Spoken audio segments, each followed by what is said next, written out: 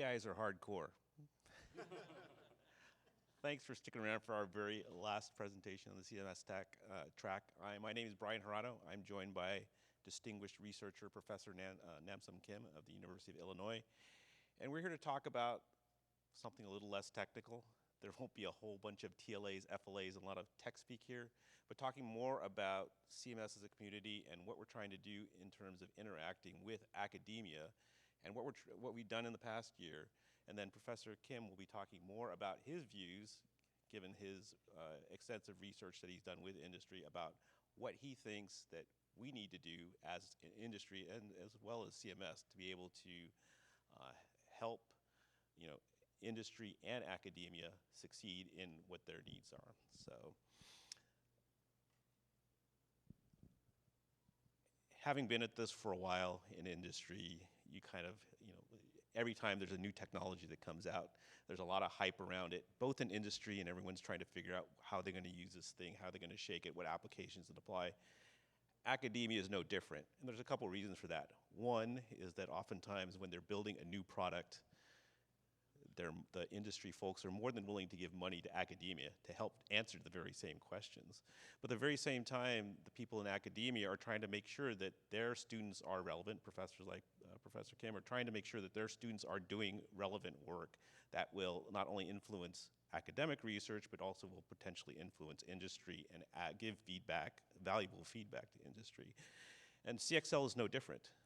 CMS was created originally as the software-defined memory workstream to address some of the issues with CXL. And oftentimes it's hard to go back and figure out the progeny of all this research, but for those of us who's been at this, the CXL thing for a while, we kind of recognize these papers as kind of the starting point for research around pooling, tiering, and how to be able to address and mitigate some of the issues around CXL. But it's a one-way street. Most industry's view of how academic researchers work is kind of very unidirectional in terms of that the academic researchers they may acquire some of the hardware for which they research, they might model some of the characteristics of the devices that are new to industry, and based on that information, they generate a bunch of papers. Industry views the big academic conferences kind of filters for some of those papers as they go through program committees that are staffed with their peers, as well, hopefully with a few people from industry. And at the end of it, they get a bunch of papers that then industry consumes. Without realizing, many people in industry don't realize that a lot of the academic researchers are willing to take feedback, and matter of fact, they're hungry for feedback to know if their work is relevant or not.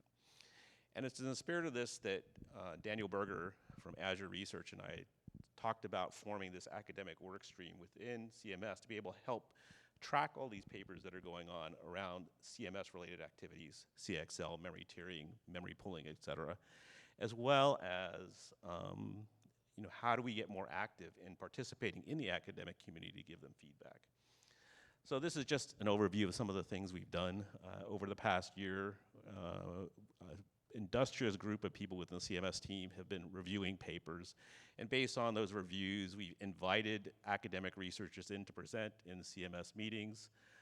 Sometimes it's hot off the press kind of research where it was immediately published and the next week after, or sometimes even before the research gets published, we get presentations and things like that, just to have the industry people recognize that there is very relevant research going on, and that for the researchers to get very direct feedback from the questions from the CMS community, as well as have side conversations, further past that meeting.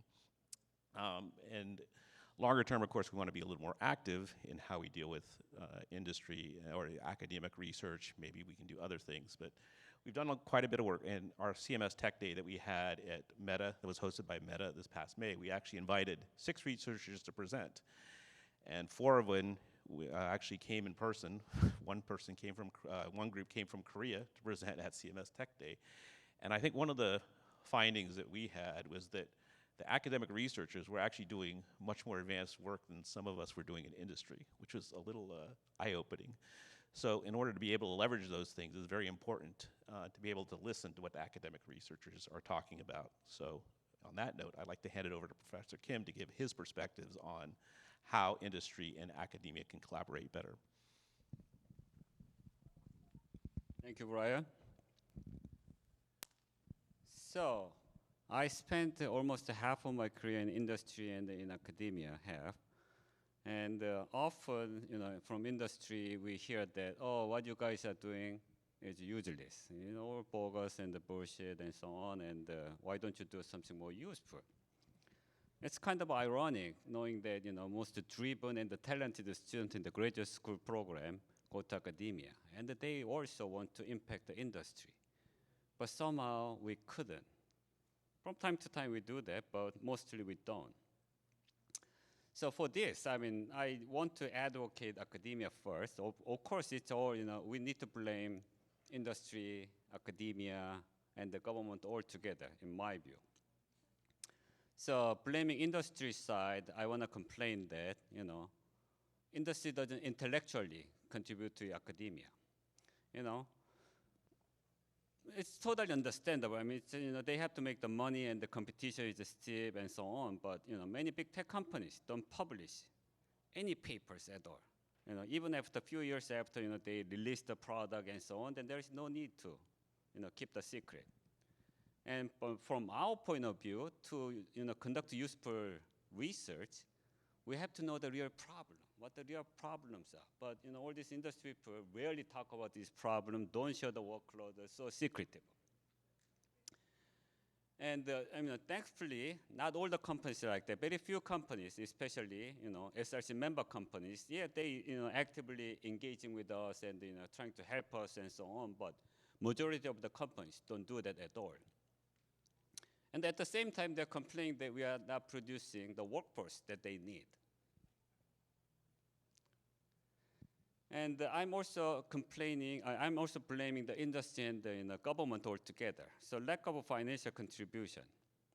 Not many people know about this, okay, but the NSF budget, the primary source of the funding for the academia, has been stagnant for the past 20 years. At the same time, we have a lot of demand for the student, IT side, and we have recruited a lot of professors. Now for the fixed pool of money, a lot more people are competing for that. And this is from NSF data. Expected annualized award amount per proposal, which include the multiple PIs, is $50,000. The funding rate is close to 10%. So even for me, submitting 10 proposals, each one takes a month. Only one gets funded. Now let me talk about how much it costs to support one graduate student per year. University of Illinois, it's a public school, so our tuition rate is much lower. Private schools even higher, but still, supporting one graduate student per year costs $80,000. $80,000, and we get only $50,000 per proposal on average. And that money has to be divided between multiple PIs. Now, what I'm going to say is mostly relevant to US institutions and circuit EDA and the computer architecture area. So as a result, more professors are spending more time for chasing the money. Now what's happening in the academic community, we have these top-tier conferences, Micro, ISCA, S+. We are in crisis. We used to dominate these conferences in the US, but now more than 50% of our papers, top-tier conference papers, are from Asian countries. We are losing the game here. It's a crisis, in my view. At the same time, high tech companies, I'm not going to name all these company names, they are making billions of dollars in profit, but they don't bother to give us a meaningful amount of money, or not at all. And they just cherry pick the student that we trained with hard-earned money, and there are some companies that still faithfully providing the funding for the companies, but they are not being able to recruit those students they funded. Because those companies, they don't contribute anything. They just give a little bit more offer to those students, and they don't have a choice. They will pick better offer. Then this will ruin the whole ecosystem, educational ecosystem, in my view. And I'm also blaming ourselves. Often I'm in the promotion and all these tenure committees too. But the university also measure the performance of professors based on the number of papers. Of course, it's hard to measure the true impact in a short-term time period, but that's what it is. And while circuit, EDA, computer architecture, they are the backbone of this community. But since we don't have much money, universities are not willing to hire more professors in this area. Just hiring some quantum people, machine learning people. We are suffering. So I think we have to, of course, we have to come up with a better model, collaboration model between the university and the industry. Traditionally, industry just give us some money and they see how we do. But I think it start to change the model, and we need some mutual trust and less stringent NDA. And one option is industry should help academics to access and explore new technology like a CXL before the commercial release, and let them be a beta tester. I mean, we can do that with NDA, and in this country, at least the NDA is honored, and we try to keep that way. Also, academics should understand. I mean, we are very eager to publish the papers, but we also have to understand that some things are not publishable. And we have to wait until the technology becomes available to everybody.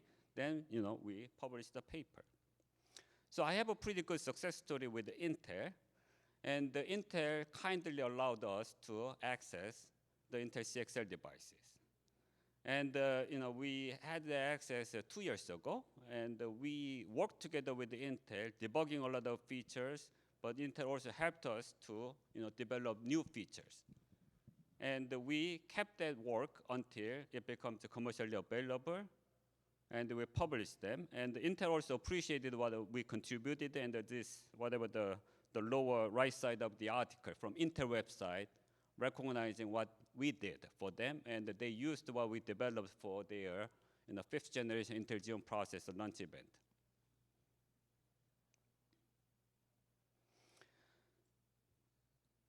I also understand why some companies are hesitant to work with the professors. One of them is, one professor working with multiple companies, they are afraid of leaking information from one company to another. Okay, that's totally understandable. Then we can do something like this. I know, a few companies did this in the past. So a company provides the following on the mutual agreement. So basically, a company is buying out entire lab, so that professor don't need to work with other companies. As long as we get enough funding, I don't have any reason to work with other companies either.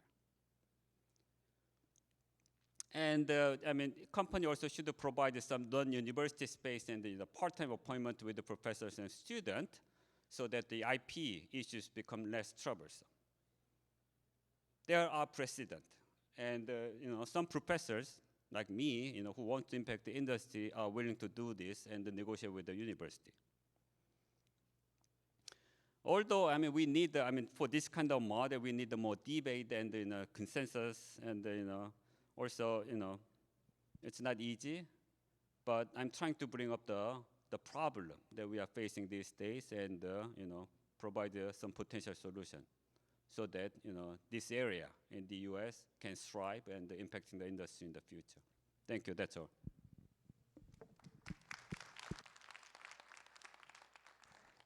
Sorry, I have to finish.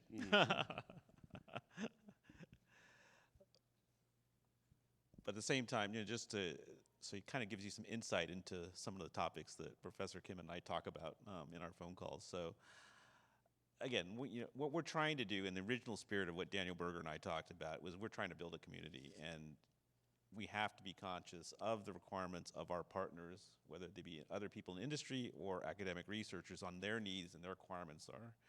Because if we both benefit, we all benefit, right? So call to action here is, well, we have this academic research work stream. If this kind of work resonates with you, please join us, because you do get to work with some very smart people, and you had the pleasure of meeting very smart students, and someday those students might be your employees, or they might be some professors elsewhere who produce new students that then might become your employees. You just don't know how it works. And the other thing is, for my industry collaborators here, you get what you put into it. If you just stand on the sidelines, you're not going to get involved, and you'll have no idea of what you may be able to get out of it. So give it a shot. We're trying to do various things too that are more directed, that are more sort of participatory, more active, instead of just reviewing papers. And I have an idea for doing with some sort of memory Turing contest, as well as trying to do things that were inspired by some of the things with the silent data corruption people, that they actually funded 6 proposals for various researchers there was some industry sponsorship, but they were quite substantial in terms of the amount of money that they gave to these proposals, to fund these proposals. I talked to one of the professors because I recognized him, and he was very happy with the number they gave, because it's nearly funding 1 student. So I like to be able to sort of participate in those kind of things too.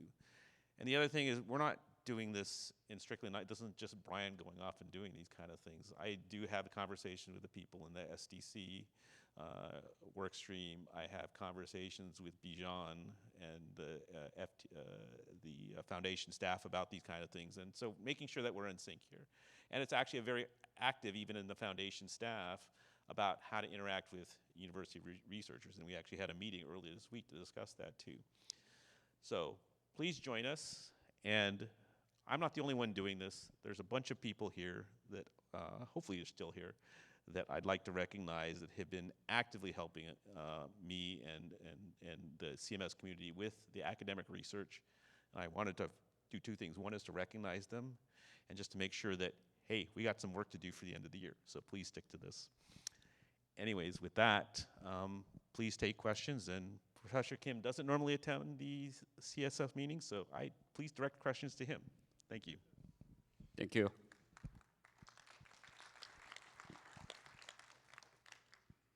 Hi, my name is Paul Boreal. I'm CEO of Dataless Corporation, and over my 3.5 decades of career in senior executive positions, I have given probably several $1 million in academic funding to different organizations, from the Santa Fe Institute, Caltech, MIT, Carnegie Mellon, I think about another 4 or 5 others. So I've been on that side of the fence, and I'm now on this side of the fence as a CEO, and I have to deal with problems like NDAs. And the thing that my CFO and I have the most difficulty with is negotiating NDAs with academics. And a lot of people don't know the reason why we do it. I mean, my philosophy as a CEO is that most of what we're going to do is going to be open source. So then people would say, well, why not bother? Well, it turns out that we live in a very hostile world when it comes to IP. So it's not so much that we're trying to, keep everything to ourselves and be greedy. It's because we're trying to fend off potential attacks from people who discover that we're suddenly going to become a really important company, and they try to come after us on IP.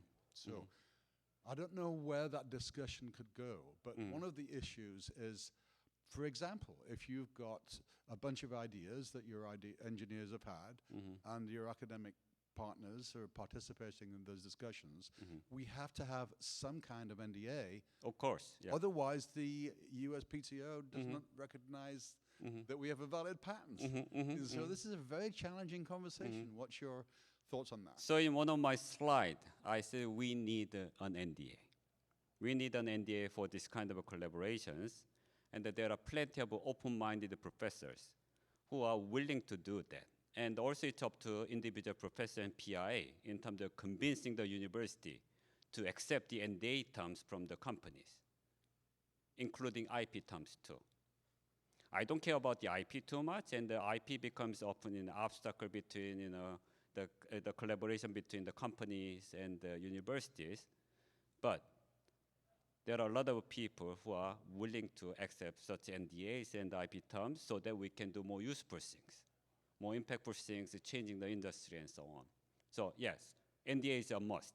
I'm totally with you. Yeah. I would love to see a good NDA that's been well thought through and negotiated, and checked by lawyers Mm-hmm. and made more standard across the whole industry. Mm-hmm. Mm-hmm. That would save me a great deal of time of Yep. negotiating, because I'm not a lawyer. Mhm. I'm an engineer. Mhm. Likes to build things. Mm-hmm.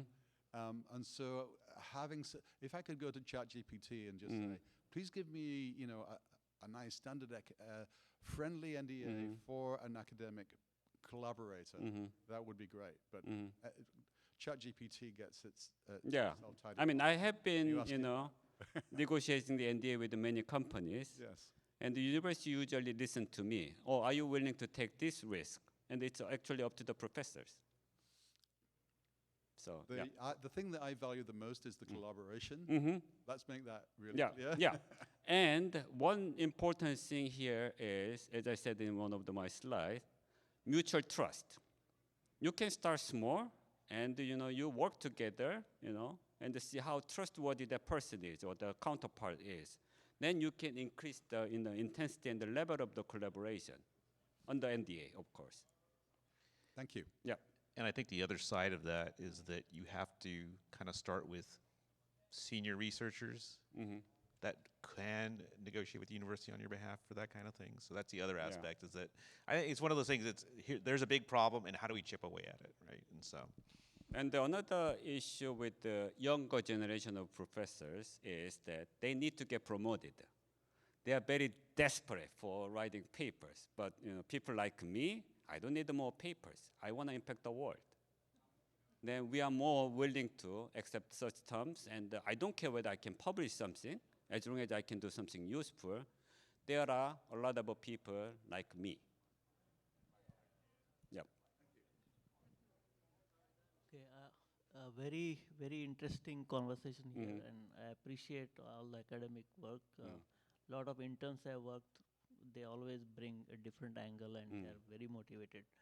So one suggestion I have based on what I heard is, we have a focus group here, OCP, CMS, and we're all focused on certain problem to solve. And we all post interns through our respective companies. So maybe through this channel, if we can funnel all internships through this channel, then there is one dedicated group of interns in various companies, and that may help. Yeah, but internship is great, but also it's kind of a double-edged sword in my view, unless we have a proper relationship between the professor who are sending the intern to the company and the company. Because they have to make a consistent progress under some consistent theme to graduate, right? Then I think the most ideal case is either student to bring his idea to the company and continue to work on, or company gives the idea or some initial work, but the company should allow the student to continue to work on to publish the whatever ideas or getting his thesis done. Got it. Yeah. Okay.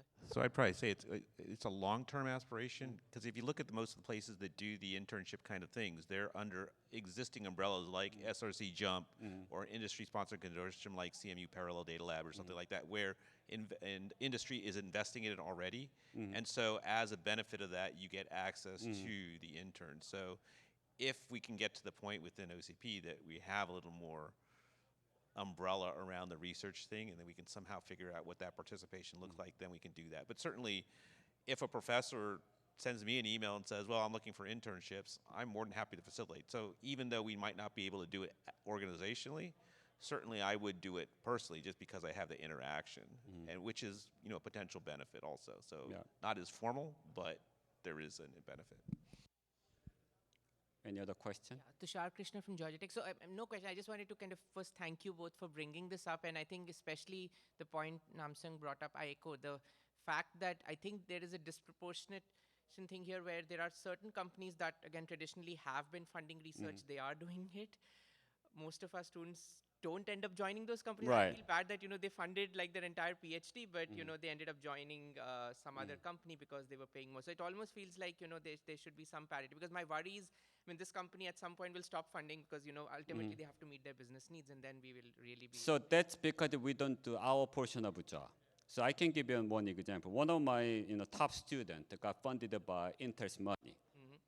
So by the time that he graduated, he got the offer from Intel, but also Meta, Google, all these companies. And I had this conversation with the Intel hiring manager.